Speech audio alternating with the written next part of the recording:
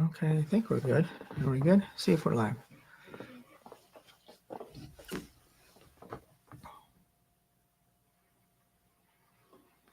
Hmm.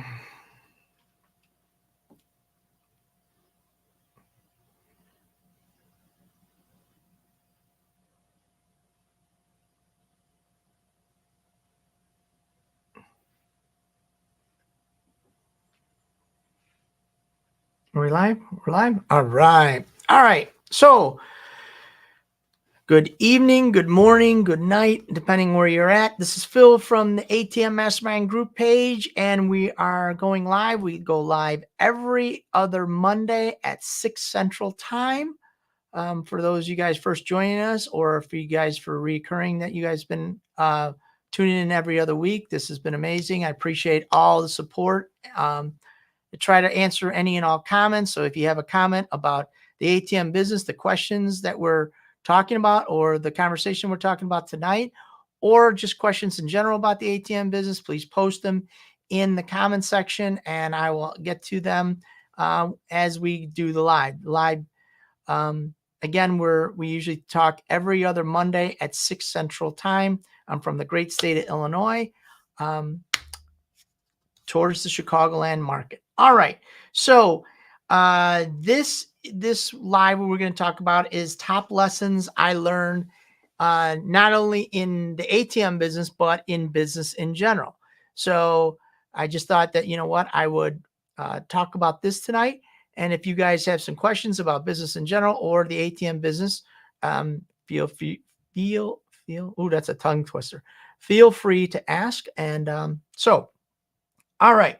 So one of the things I got 5 things that I want to talk about. Let's see. I always go with 5. 5's alive. I don't know. I always do 5. So if you're out there and you see people, I always laugh when I'm out there and I see some other people on YouTube and they go with 5. I'm thinking nobody was doing 5 before I was doing 5. Now people are doing 5. So hey, I guess it's working. More points for you guys out there. It'll be helpful for you guys. So um okay. So one of number one lessons I learned is I'm always thinking about uh, what's I'm always thinking about the future of the business that I'm in. What's in how do I get ahead? I'm always thinking, and I got I got a gift that I can see things a little clearer. Maybe it's because I've been doing it so long, but I can usually see 2 or 3 moves ahead of in business.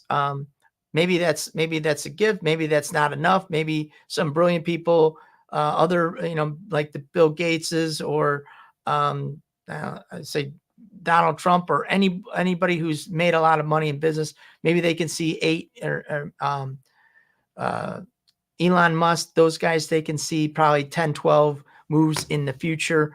Steve Jobs, he was another great pioneer in business. They could see many, many probably moves ahead, but I always I think I could see probably 2 or 3. The older I get, I can see a little bit more. Probably only could see 1 when I first started, and now I could see 2 or 3. But I always try to start thinking about what's next in the business. And same thing in the ATM business. When we originally started in the ATM business, I thought, well, okay, this basically solved, and for those of you guys who know my story, this solved the problem. And the problem is we needed cash to get into the bar situation because the kids, they just had credit cards. A lot of bar owners needed cash. They weren't running credit cards and to pay for their food and drinks. And they needed a cash solution. So we found the ATM business, and that's how I got started.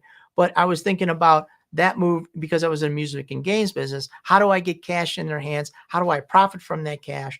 What do I need to do to make money in this business? And how do I complement my other business? And so that's what we do right now in the ATM business. So it's like, okay, well, what other avenues could I add to my existing business? As you know, we were we were putting in ATMs into bars and restaurants. All right, but how do I make more money? And what did I need to do? So I said, okay, you know what? Where do I buy the ATMs from? Okay, I started buying them from somebody just like myself, I wasn't an ISO, I was an agent. With a lot of you guys, if you guys get an ATM business, you will become an agent, or when you get to enough of a volume, you could decide to be an ISO. But to be an ISO isn't that profitable right now. It's much more profitable to be an agent. So how did I leverage that? What can I do? So I thought, what I'm going to do is I'm going to start selling equipment to the people that I'm getting into the ATM business. We added another revenue stream by selling equipment. Then I thought, all right, what else can I do? Well, you know what? An ATM breaks down, they're going to need parts. So what do? We sell parts now in the ATM business. So I'm constantly leveraging the my existing let's call it network. So we sell parts, we sell ATMs.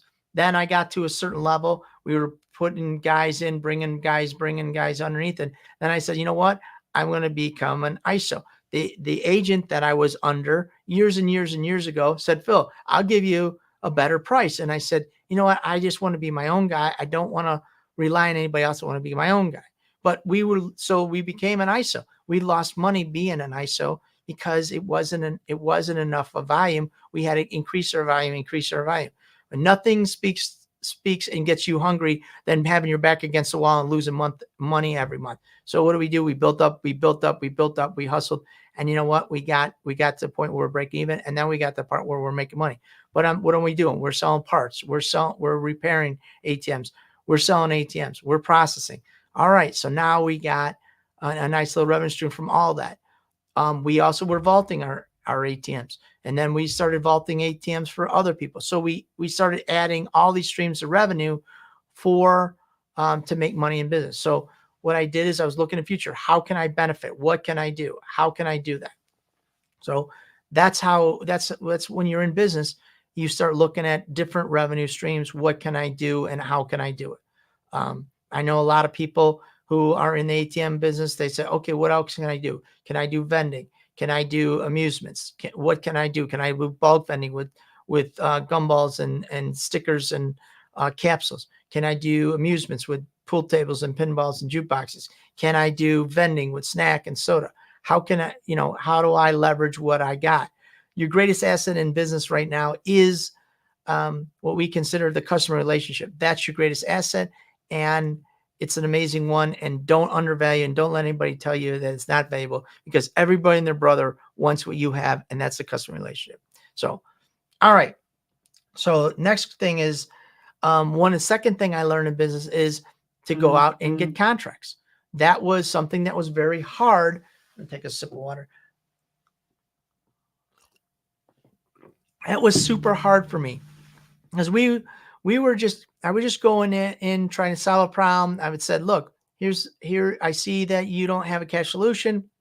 Let's put an ATM into your location. And the bar owner said, yeah, okay, great. Guess what? So I have my amusements in there. We didn't have contracts on amusements. I put an ATM in there. We didn't have contract on ATM. And then what happened is I'm going along, and a new and the guy comes in and says, oh, well, how you doing with your amusements? And guess what? They would undercut what we were doing. And now we lose the ATM and the amusements. And so I thought, this is crazy. I'm building up a business on one hand, and somebody else is tearing it down with the other. So it didn't make any sense. As hard as I worked to get a new location, somehow down the line, I'd lose a location. And people would say out there, well, if you were doing your job, it's like, you know what? That's great. But at some time, no matter how good you're doing your job, somebody gets mad at somebody, or somebody comes in. The people who say that in the ATM business, there's not a lot of competition in ATM business. You think there is, there's not. Try a different business. There's always somebody knocking on the door saying, I'll undercut you. I'll do this. I'll do that. In the ATM business, it's really an easy business, because once you get a location, you're going to stay there for 5, 10, 15 years. You're not going anywhere, and nobody's coming behind you to cut you out. They just don't. But in other businesses, they're always coming after you. So, and every day. And so you got to be on top of your game. So what I learned in that is we got contracts all the time. So we got a new location, and I got a contract. Now, Could I go back to my existing locations and get contracts? Yes, I could, but that was a tough conversation. Why do you need a contract? We've been in business for 4 years already. Why do you want this? What's the thing? Are you selling? What's the story? And that's a problem. And you got to have that conversation with your business owner. No, we're not. But what I learned, and this is a valuable lesson I'm going to teach you guys here tonight, is they asked for something. When they did, aha, now this is what I wanted. So, let's see, how short or long should the contracts be? All right. So in my opinion, figure out what your return on investment is and then add 2 years. So for me, I wanted to have, I figured my return on investment when I started an ATM business was 1 year at the time. That's what it was. The price of equipment was low. We were making a ton of money. And so I said 3 years. I want a 3-year ATM location agreement. All right. Now we're at 8 years. Is the price of the ATM? Yep. It's a little bit more, but you know what? I'm a lot smarter and I'm not as, I just make a better deal. So, you know what? When you're young, I was 20 years younger, not so experienced, and I'm dealing with 40, 50, 6-year-olds.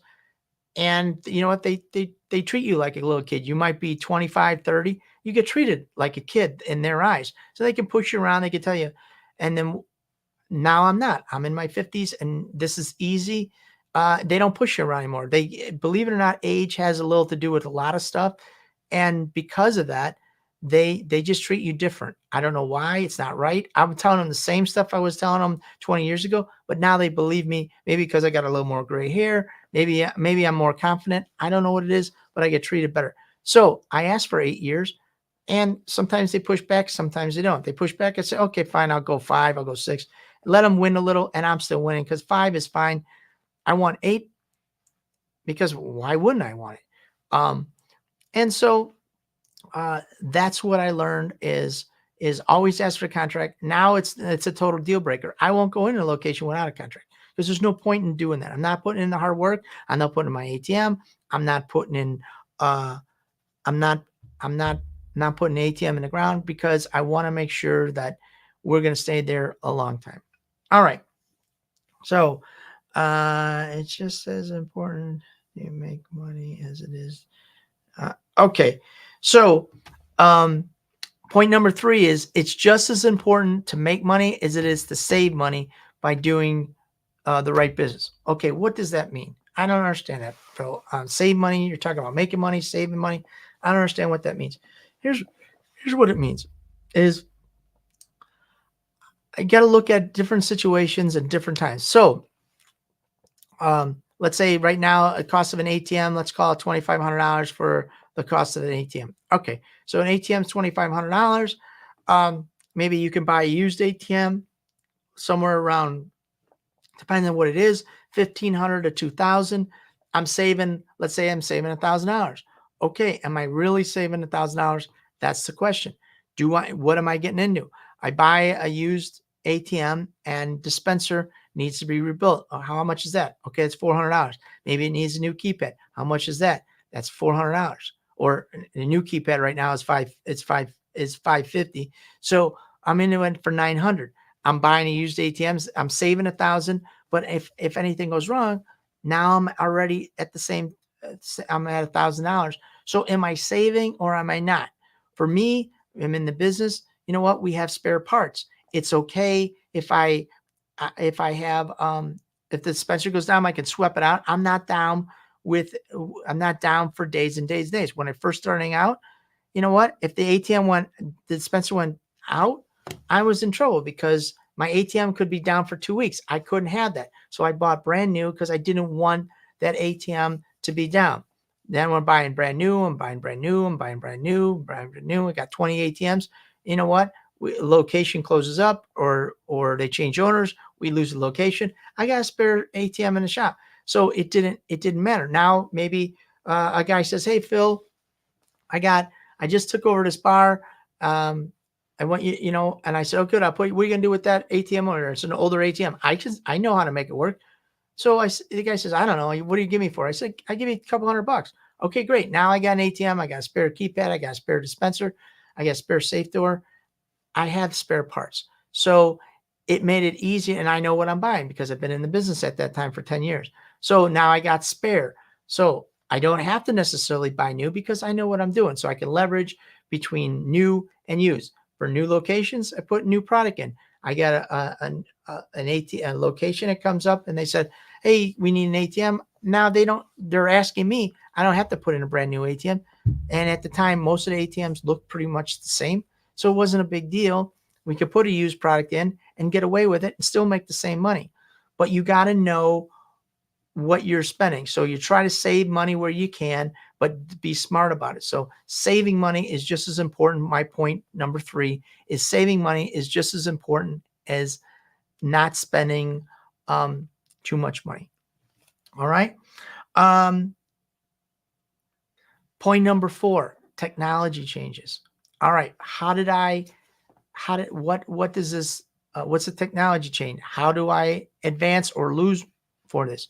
So back, and we're going to go back a couple cycles. This is what I learned in ATM business. About every 3 years, okay?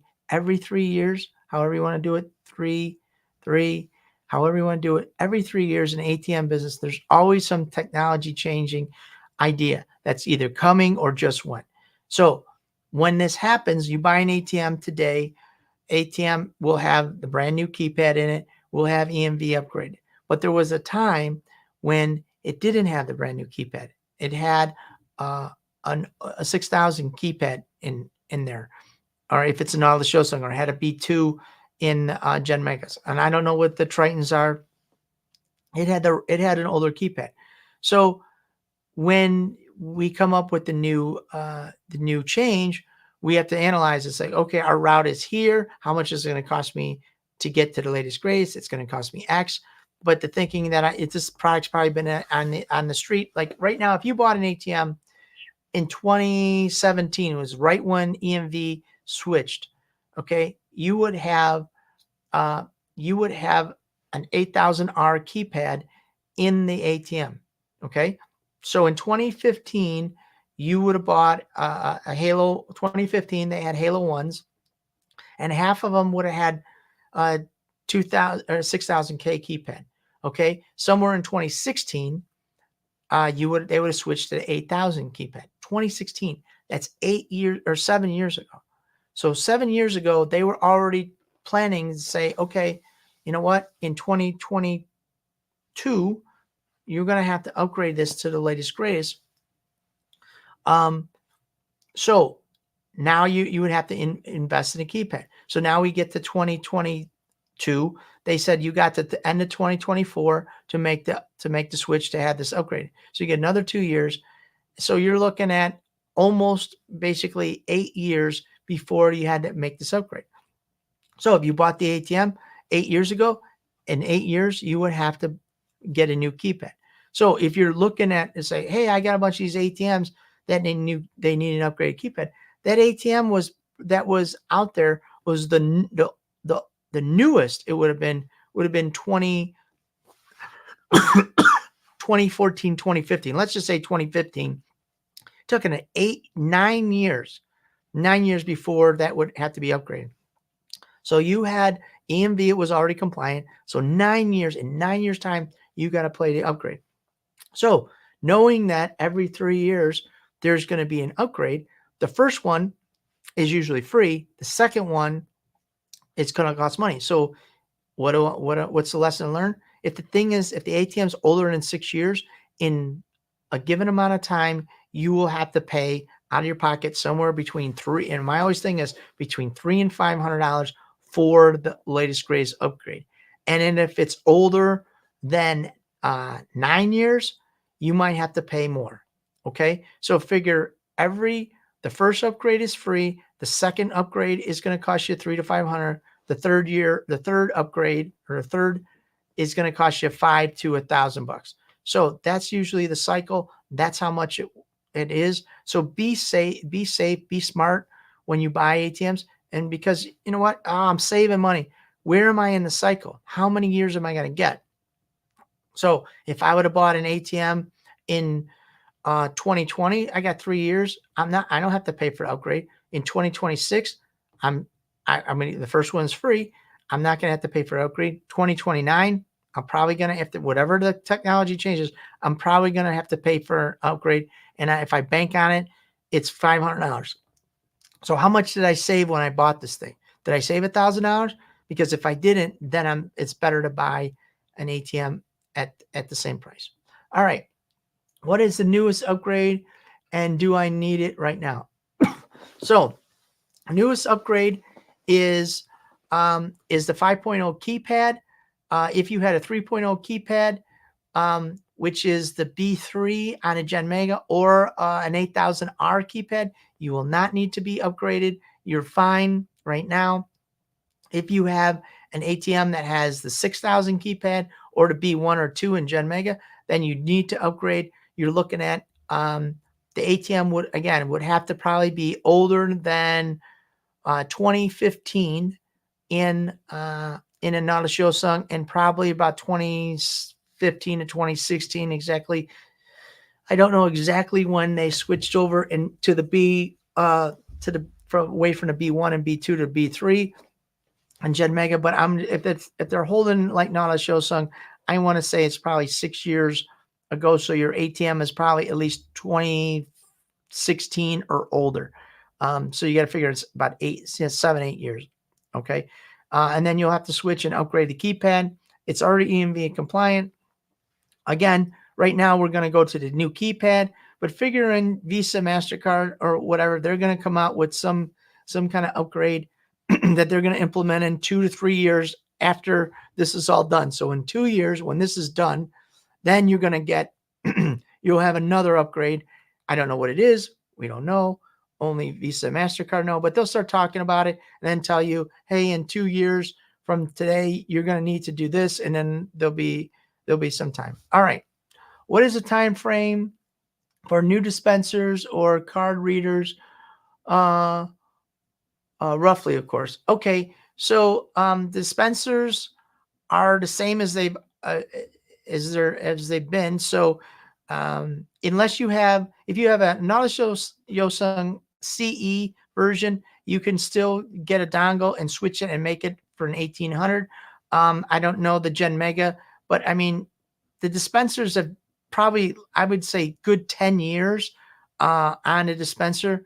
And the card readers are right now, the latest greatest has been in the market for 7 years.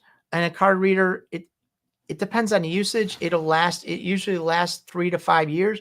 But if you got a great spot, Halo 2, that card reader is EMV compliant and it's upgraded already. So it'll probably, I mean, don't quote me, but I would say you get a good 5 more years out of that unless they change something. But right now there's nothing on the Visa, Horizon, or MasterCard. So wherever you're at with it'll last, more than likely it'll outlast the lifetime of the card reader. In other words, you'll get that use out of the card reader. I would say at least 5 years right now that they're not going to change anything as far as I know. Now the talk is, just so you know, the talk was always, and this was crazy, I didn't understand this, they should have went to NFC, which is near frequency communication, instead of EMV, but they didn't. So we spent thousands of dollars on the ATM when they could have just went to a QR code or something like that but they decided to keep it. I think the reason they did that is because they wanted to make a slow transition from the swipe to the EMV and EMV to NFC, but who knows when that'll ever come around. Right now, there's no plans for it, but it is a possibility going forward. But I think you're definitely good for the next 5, if not more years. So I guarantee that the card reader technology will outlast, or the durability will outlast the technology change. All right. Great question, though. All right. So, all right. And then the last thing I want to talk about is integrity. Somewhere when you're in business, somewhere along the line of being in business, you're going to get something that's going to test your integrity or your honesty or your honor in business.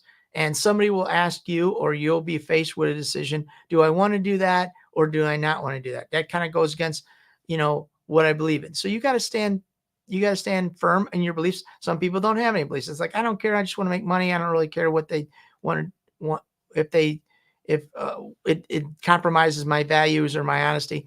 So you'll have to make that decision. Some people, they don't give it. They don't care. It doesn't matter. But for me, it always mattered because I want to make sure that we always did the right thing. I got kids. I want to make sure we taught them what we consider as valuable. And I want to make sure that I honored what I said I was going to do. It was important to me to be in business and to have what I consider integrity or honesty. So there was a lot of times where I could have went the other way. Now we could have cheated that. We could have said we're not going to do that. And I always said, you know what? I don't want to do that. I want to what I, you know, a friend of mine said, my word is my bond and my bond is my word. And you know what? That was a good, I love that saying. And that's what we had to do. But when you're in business, there are some of some of that's going to be tested, and you'll either have to stand up or you're going to lay down. I don't know what it's going to be for you, but you got to have, somebody said that the guy from Quicken Loans, that I don't know his name, but they have core principles or values, and every business should be, they call it a mission statement for you guys don't know. But you have a mission statement in business, and those are basically core values of what you want to do in business. I'm those guys don't know, I'm Catholic. We had the 10 commandments. That's what we were supposed to follow, to be good Catholics. Other people, they follow a set of guidelines. Whatever those guidelines are, you're going to have to come up with those guidelines. You're either going to write them down or you're just going to have them in your business and just say, we're just not going to do that. We're not going to compromise our values. So you're going to have those values in when you get into business, and you're either going to do it or you're not. So, and if you have those values, then it's easy to make those decisions. And if you don't, then it makes it tough. We're like, well, should I do it? Should I not do it? But when you're in business, my suggestion to you guys is always have those set of core values, whatever is important to you. And then you make that decision based on those core values, because then it makes it easy to make those decisions. So, but anyways, those are the top lessons I learned in business. If this was helpful for you guys tonight, just give me a fire emoji in the comments. That would be great. Always helps to see some feedback from you guys. And if we're watching this on the replay, you know what, have some questions and comments if this helped you or didn't, if you had some questions, because I go back after the lives, I look at the questions, look at the comments, and I try to answer the people that had questions or comments. All right. So for those of you guys don't know, we sell ATMs. We offer parts. We do replacements. We do service for any and all needs of the ATM business. And we also offer a course that teaches you from A to Z how to be successful in the ATM business. If you guys are interested in that, we'll have the link down below after we edit the video. When we edit it, all we're going to do is we're just going to put in the comments, putting about the course and about anything else in the ATM business. Just remember that we're here every other Monday night from 6 Central to 6:30. And I just want to thank you guys very much for joining us tonight. And we'll check you guys out, and we'll see you at the next ATM Mastermind Group video live. Thank you guys very much. See you next 2 weeks. Bye-bye.